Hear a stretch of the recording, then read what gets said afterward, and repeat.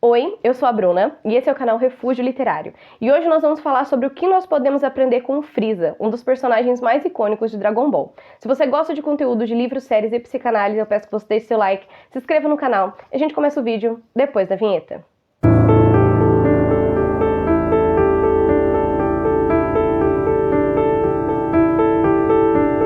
Recentemente, eu e minha esposa, a gente tá maratonando Dragon Ball, com uma coisa que eu só tinha assistido quando eu era criança. E a gente chegou na saga do Frieza, e ali me fez ter várias reflexões a respeito desse personagem. Pra você que nunca assistiu Dragon Ball, o Frieza é um personagem que acaba sendo introduzido na história no arco dos Namekuseidins, que é quando o Goku, o Gohan, o Piccolo e também a Bulma e o Kuririn vão para um planeta dos Namekuseidins, que são a mesma espécie do Piccolo, para poder conseguir ali as novas esferas do dragão para ressuscitar as pessoas que estavam na Terra quando o Vegeta acabou invadindo a Terra e matando um monte de gente. Quando eles chegam lá, a gente é introduzido a esse personagem, que é o Frieza, que é da raça Frieza, e ele é um personagem extremamente forte, todas as pessoas temem ele, e ele é considerado um dos personagens que domina outros planetas, que destrói outros planetas. E o Frieza, ele tem várias características marcantes que definem ele como um personagem muito forte. Porém, uma das questões mais importantes do Frieza é que o Frieza foi o responsável por acabar com o planeta Vegeta, que era o planeta dos Super Saiyajins, dos Saiyajins, que é a espécie do Goku e do Vegeta. E aí a gente começa a entender o porquê ele fez isso. A história conta que o Frieza destruiu o planeta Vegeta porque ele tinha muito medo de uma lenda, que era a lenda de um guerreiro extremamente forte, que seria mais forte que ele, conhecido como Super Saiyajin, que viria dessa linhagem dos Saiyajins. Por esse medo que o Frieza tinha desse guerreiro surgir e esse guerreiro ser mais forte que ele acabou destruindo esse planeta, e a destruição desse planeta acabou resultando no Vegeta crescer sem pai e sem ser o verdadeiro príncipe dos Saiyajins, e também, e principalmente, no Goku ter vindo para a Terra, ter sido criado como terráqueo e ter se tornado o guerreiro persistente que o Goku se tornou. E agora nós vamos dar um spoiler, se você nunca assistiu Dragon Ball, não assista o resto do vídeo, vai assistir depois volta. Mas se você já assistiu Dragon Ball, você sabe que o Goku se transforma em Super Saiyajin nessa saga, no momento em que ele realmente está nesse planeta e que ele conhece o Frieza. E isso me fez ter uma reflexão muito grande sobre como muitas vezes o nosso medo acaba moldando circunstâncias, acaba criando circunstâncias para que aquilo que a gente mais teme se torne real. O Frieza tinha tanto medo de alguém ser mais forte que ele acabou tomando decisões não conscientes, mas decisões guiadas por esse medo. E essas decisões, guiadas pelo medo dele, acabaram culminando na real existência de um Super Saiyajin. Muito provavelmente você já ouviu falar sobre aquela teoria da lei da atração, de que quando você pensa muito numa borboleta azul, isso está presente no livro Segredo, quando você pensa muito na borboleta azul, depois de alguns dias ela acaba aparecendo. Ou, por exemplo, quando você pensa muito em um carro que você quer comprar, você nunca tinha visto aquele carro, mas parece um monte de aquele carro na rua. E isso muitas pessoas atribuem à teoria assim, da lei da atração, mas isso tem uma explicação muito mais simples. Quando nós estamos com a nossa mente voltada especificamente para uma coisa, nossos olhos se tornam mais atentos àquilo. Então a borboleta azul sempre existiu, sempre teve borboleta azul voando por aí, mas você não estava pensando nela, então você não estava vendo ela. Assim como o carro, sempre existiu 350 mil carros igual o que você queria comprar, mas como você não estava pensando nele, você simplesmente não percebia, porque a nossa mente tem a tendência de ver aquilo que ela está sendo trabalhada para ver. Quando a gente passa isso em relação ao medo, a gente percebe que muitas vezes, quando nós temos um medo muito grande, um medo irracional e patológico de determinadas situações, a nossa mente está tão voltada para esse medo que existe a possibilidade da gente formar situações para que esse medo se concretize. A gente chama, dentro da psicanálise, de uma profecia autorrealizadora. Você fala tanto que você vai ser atropelado de bicicleta, que inconscientemente você acaba criando situações para que você seja realmente atropelado. E aí você fala, eu sabia que eu ia ser atropelado. E isso é uma profecia autorrealizadora. Isso acontece também em relacionamentos. Você fala tanto que vai ser traído, que inconscientemente você acaba criando situações, escolhendo pessoas para que você tenha esse gozo da profecia autorrealizadora. Isso tudo acontece de forma inconsciente, mas a gente tem um gozo até mesmo na nossa própria destruição, quando nós temos essa sensação de eu avisei para mim mesmo. E é isso que muitas vezes pode acontecer, e é o que aconteceu com o Frieza.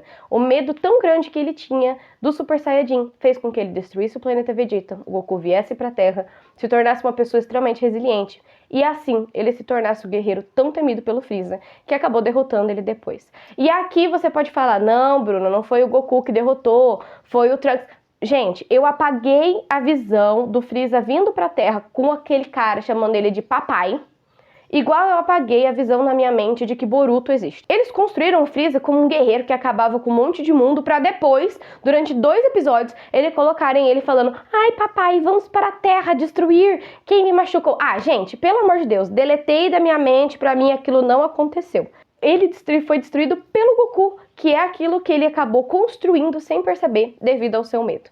E aqui eu quero trazer alguns conceitos interessantes da psicanálise para poder trabalhar com vocês a respeito disso. Na psicanálise, os nossos pensamentos e as nossas emoções, eles acabam guiando de certa forma os nossos comportamentos de forma inconsciente. Isso quer dizer que nem tudo que você faz na sua vida, ou da grande parte, quase nada que você faz na sua vida, é realmente por escolha própria.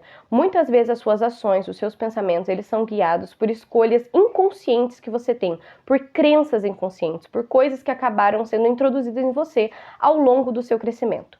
Se você não faz uma análise pessoal muito bem trabalhada, você não consegue ter contato com esse inconsciente e, consequentemente, você não tem real domínio sobre as suas ações. Quando uma pessoa não tem análise pessoal trabalhada, quem rege a vida dela é o inconsciente e não a sua mente real. Ela não tem domínio sobre o que ela realmente faz e sobre o que ela quer. E é isso que acontece com o Freeza. O inconsciente dele, guiado pelo medo, e a gente tem o medo aqui como uma força muito grande, faz com que ele acabe perdendo o controle de suas ações, que acabam culminando no seu fim. Além disso, a gente pode ver dentro de um conceito psicanalítico o medo como motor psíquico. Eu sei que o medo como uma emoção é ruim, tida como ruim, muitas vezes a gente acha que não vai nos mover, mas o medo, a tristeza e a raiva são emoções fortes e elas podem sim agir como um motor psíquico e fazer com que você tome ações a partir delas. Então o medo do Freeza acabou agindo como o principal motor dentro da sua mente, fazendo com que as suas emoções, suas ações, as suas decisões fossem todas guiadas por esse medo inconsciente que ele tinha da derrota. E é interessante porque esse medo dele muito provavelmente estava ligado a algo muito mais interno que ele não gostaria de trabalhar, como por exemplo, o medo da substituição, o medo de ser menor do que as outras pessoas, o medo de o poder que ele tinha, que era o que o definia, não ser real, e se o poder que o definia não era real, quem seria ele? Então o medo dele acabou guiando ele nesse sentido para ele não se confrontar com a real questão da vida dele, que é quem ele é se ele não fosse o ser mais poderoso da Terra. E é aí que a gente chega no ponto importante sobre o manejo psicanalítico e a gente entende o quanto tomar consciência daquilo que está dentro da nossa mente, das nossas ações inconscientes, da gente entender aquilo que realmente está governando a nossa vida é importante para a gente ser efetivamente livre. Se você não conhece aquilo que você teme de verdade, se você não consegue olhar para dentro de si, reconhecer seus próprios demônios, entender aquilo que você realmente é, entender quais são os seus medos, o que você tem medo de perder, se você se conhece, se você não se conhece. Se você não tem essa real capacidade de se analisar, você não consegue ter uma vida livre.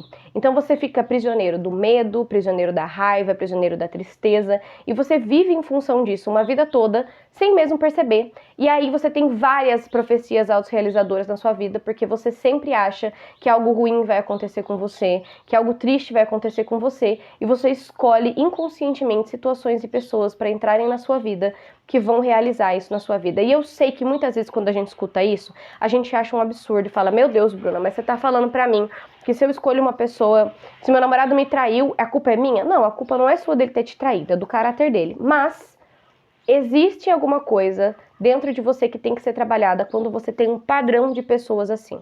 Sabe aquelas pessoas que têm 5 namoros e os 5 namorados traíram elas? Existe uma repetição ali que deve ser trabalhada. Não é normal uma pessoa escolher 5 pessoas mau caráter. Tem algo dentro de você que faz com que você escolha essas pessoas. A mesma coisa se aplica a empregos destrutivos, a chefes complicados. Existem coisas que se repetem porque elas não são trabalhadas. E aí vem a necessidade de fazer análise. E aqui eu acho importante a gente fazer um adendo sobre a psicanálise, porque eu percebo que algumas pessoas têm muita confusão só a respeito da psicanálise hoje em dia, por conta do charlatanismo, por conta da desinformação mesmo. Então aqui a gente tem que entender que a psicanálise não faz parte da psicologia e ela também não faz parte da medicina. Ela veio como uma disciplina totalmente fora disso, tanto por Freud, depois ela teve uma cisão ainda maior com Lacan, e a gente entende a psicanálise como uma forma de análise pessoal mesmo. O tripé psicanalítico, ele é estudo contínuo, análise pessoal do analista e a supervisão dos casos. Então a psicanálise, ela tem que ter esse tripé. Se você vai buscar um psicanalista, ele tem que ter feito análise pessoal, ele tem que fazer supervisão dos casos e ele precisa estudar para o resto da vida. Eu, quanto psicanalista, eu nunca posso falar que eu tô pronta no sentido de estudar. Eu tenho que estudar para sempre. E o analista se faz na análise. Então, cada paciente novo que eu tenho, cada analisando novo, eu tenho um estudo mais profundo sobre aquela pessoa. Então, a psicanálise, ela não vai te dar diagnóstico. A psicanálise não vai falar que você tem ansiedade, que você tem depressão, que você tem TDAH. Não é essa a função da psicanálise. A função da psicanálise é você fazer você se entender como pessoa verdadeiramente. Fazer você olhar para dentro de si, se dar conta daquilo que está fazendo a sua vida ser o que ela é, se dar conta dos seus padrões inconscientes, dar conta dos seus erros, dar conta dos seus traumas, das suas falhas, de como o seu crescimento, de como a sua criação levou a ser você quem você é hoje e como isso pode estar influenciando em todas as suas decisões. Então a análise, ela é uma coisa que pode ir para uma vida toda, é uma coisa que pode ir por um momento, mas ela não tem função diagnóstica, ela tem função de você entender o que está regendo a sua vida nesse momento. Então achei importante falar um pouco mais sobre análise para que você pudesse entender um pouco mais sobre isso. Obviamente que aqui eu falei de maneira muito rasa, tem muitos psicanalistas que falam essa divisão muito bem certinha, como por exemplo o Lucas Napoli, mas é interessante que você saiba disso. Um psicanalista vai fazer você entender quem você é, vai fazer entender como você foi construído a ser quem você é, e ele não vai te dar um diagnóstico. E no caso do Frieza, se ele tivesse feito psicanálise, muito provavelmente ele não teria destruído o planeta Vegeta, o Goku teria vivido lá tranquilamente a vida dele, e ele não teria se tornado o guerreiro que o Frieza tanto temia. Se você gostou desse vídeo, eu peço que você deixe seu like, se inscreva no canal, deixa aqui embaixo nos comentários alguma análise que você gostaria que eu fizesse e a gente se vê no próximo vídeo. Tchau, tchau!